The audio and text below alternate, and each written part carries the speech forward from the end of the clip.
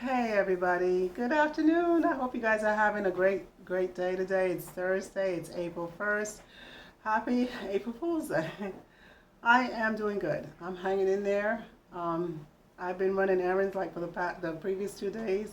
So I said to myself, I think today I'll just, stay at home and relax and take it easy, clean up around the house, try to get organized, that kind of thing. So that's what I'm doing. Um, so I wanted to make this brief video. I hope you guys are doing good. I wanted to make this brief video just, to encourage you guys to hang in there. I know this COVID-19 quarantine is very challenging. We've been cooped up for months, and a lot of us are tearing our hair out. And so I just wanted to reiterate some advice that I said in a previous video, right? So one of the things I recommended is try to give yourself projects to do, right? And that could include redecorating your room, starting a garden out in the backyard if you can, a small vegetable garden or flower garden. That's a nice project. It's springtime now, so it's doable. I remember when I was a teen, right? I was a Jehovah's Witness. I was going to Kingdom Hall, and I said to myself, my mom is a great seamstress. She could reupholster furniture. She could, sew a man's three-piece suit, right? You name it. She could make it. So I said to myself, okay, I'm going to buy some fabric. I'm going to make 4 skirts, and that's what I did. I didn't, right? I figured, okay, she could help me, with this, learn to sew and all this. So one summer, that's what we did. I made 4 skirts. And, that's what I mean. So at the end of the summer, I said, okay, I got this, something accomplished. I felt a sense of pride, a sense of growth.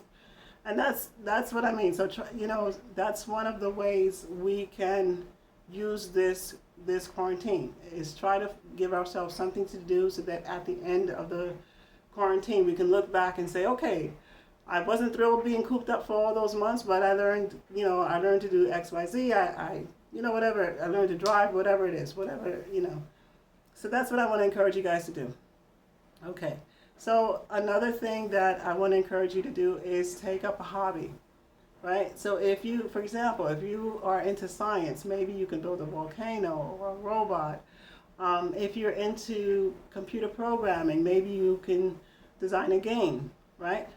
So that's the kind of thing I want to also encourage you to do. Right, so the first thing is having a project is just something so you have a sense of accomplishment. Even if it's redecorating your room, you can look back on it and say, okay, I got such and such accomplished. But the hobby is just for something that speaks to your personal interest, something that holds your attention, that you know what I mean, that interests you.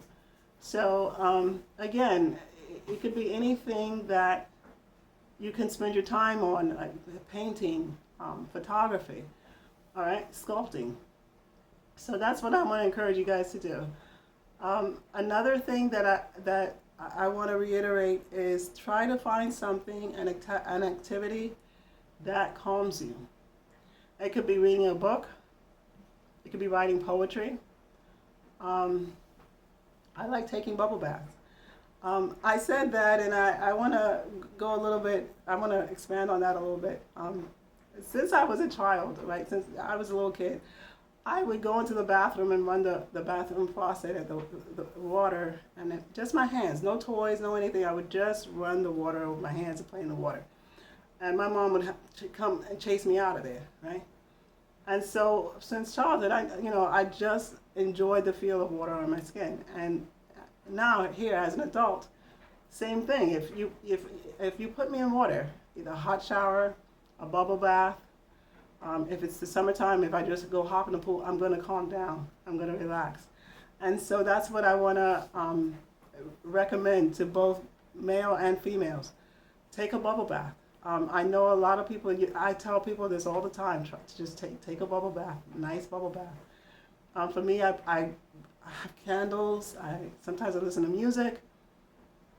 Take a nice bubble bath. And especially if you're a guy, please don't call me and please don't comment, oh, I don't take bubble baths, those are for girls and all of this. Try it. Just try it. you relax, you will feel so much better. And again, um, it's a stressful time. So, I recommend just trying things, and keep at it. Try to find something that makes you feel calm. Okay? The next thing I want to recommend is this. Try to find something, some way of being helpful to someone else. That is another good way of distracting. You know what I mean? Like, it takes away from the angst and the tension of this challenging situation. Because when you're helping someone else, you don't pay attention to you pay less attention to what you're feeling and to negative thoughts and negative feelings. So I want to encourage you to do that, right? If you can help out a neighbor, run errands for them, clean up around the house for them, or just sit with them and keep them company for an hour or so, you will feel better. It will help lift your spirits. And no doubt it'll help the other person, the recipient.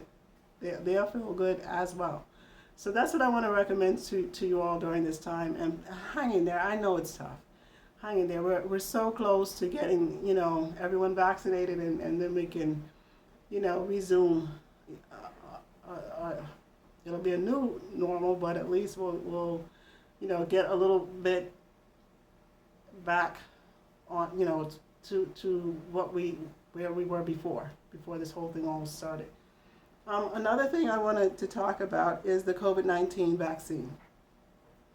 So here in New York State, that vaccine is being rolled out and offered to populations based on their age. And last week, it was offered to people 50 years of age and older. And so I was able to get my vaccine, and I wanted to make sure you guys are staying on top of this situation. When they announced it, I'm like, okay, great, I'm going to get my vaccine. And I thought all I had to do was go to the nearest, pharmacy and all of this, and sign up. And they had no vaccines, no information, no anything. And it was disheartening, right? I'm like, oh man, this is, I was like, this can't be.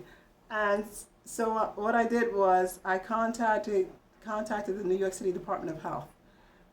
And I called them up, and they were able to schedule me at a vaccination site for the next day, and I got my vaccine. So I have to go back and get the second dose, but other than that, I'm good.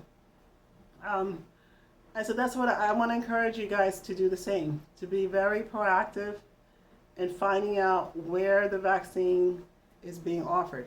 If you call up your nearest pharmacy or whatever, and they say, we don't have any appointments available or whatever, try to contact either your state, either the State Department of Health, or in my case, it's the New York City Department of Health, right? So whatever, but try to find and get information from there regarding where the vaccination is available. And remember, it's free.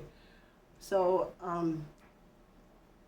and the sooner as many of us get vaccinated as possible, the better it'll be. I want to also let you guys know that they will be giving you a white COVID-19 vaccination card, right, an immunization record. It's important that you do not lose that card. Do not lose it. And the reason I say that is because there are people who feel that I don't want to take the vaccine, blah, blah, blah. So you understand, so it's important that you do not lose that card, because then they're trying to make copies of it. If someone is stolen from you and getting it replaced is going to be a problem. So please, please, please, please, if you get the immunization, it's important that you do not lose that card. Okay? All right, so the last piece I want to talk on is a subject that came up on social media. So I am very much in favor of teens voting. When I was a Jehovah's Witness, I was miserable. And I used to think to myself, man, I wish there was resources available. I wish there were people I could talk to about this situation. I wish I was, I wish this, I wish that, I wish, and the thing about it is, I didn't know what was available, and you know what I mean, and I felt very uncomfortable speaking up. And it's crazy because now you can't shut me up. Now it's the opposite. Now I want to talk about it all the time, right? So, so now I really think about teens, a lot about teens today who are in similar situations. And, they need a voice. I feel that voting would give them the voice they need. They need their legislators to know what's going on and to provide resources for them to seek help. So that being said, I believe that teens should vote. A lot of social issues that impact them, they should have gives them the right that they should be heard, right? So that includes access to reproductive health. That includes Black Lives Matter, right? Because the victims of those shootings are not just adults. Some of them are teens. Okay. The same thing. The school shootings, those school shootings, teens, young adults primarily. I mean, I'm not discounting Sandy Hook by any means, but again, we should allow teens to have a voice at the poll site. We should allow them to voice their feelings and their opinions on these various issues and seek legislators that represent their position on the issue. So there you have it. So that's how I feel about teen voting. Now, my suggestion to you guys as teens is, for lack of a better word, unionize. Or get organized and, start from the ground up. Who do we need to talk to? Who do you need to talk to earn the right to vote? Look at whatever the age is in your state and then see. Here, and I've said this a gazillion times, and I'm going to keep saying it. Here in New York State, a 14-year-old is allowed to seek mental health services without their parent. That means they can pick a health care provider on their own. And if New York State allows the 14-year-old to pick a health care provider on their own, picking a legislator, a politician is no different. So again, I would challenge you that teens should be allowed to vote. And again, I'm going to leave this battle for the teens. If this is something that you strongly believe in and you feel has merit, then it's going to be your battle to fight, right? And again, my recommendation is to organize and start from the ground up and just keep plugging away at it. And then when and if you earn that right to vote, use it. To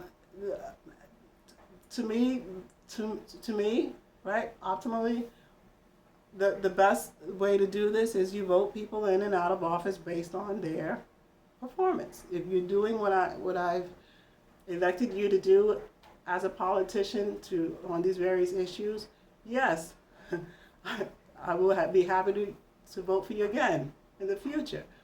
And again, the opposite of if you aren't doing what I ask you to do and what I'm expecting from you, then I'm going to vote you out of office. And so that should be the deal. That should be the social contract right there. And I feel that with more voters, that we can make a difference. Right now, the Republican Party is passing a lot of laws in various states that suppress voting. And this is primarily in neighborhoods of minorities. So the Republican Party realizes how important it is to vote, and they are intentionally making it difficult for people to vote. And so based on that alone, we should get as many people as possible to become registered voters. And we should also expand the age range of for eligibility in voting. All right. So those are my thoughts right there. And again, do with it what you will. All right. So hang in there. I hope these videos are helping you, and we'll talk again soon. Love you guys. Bye.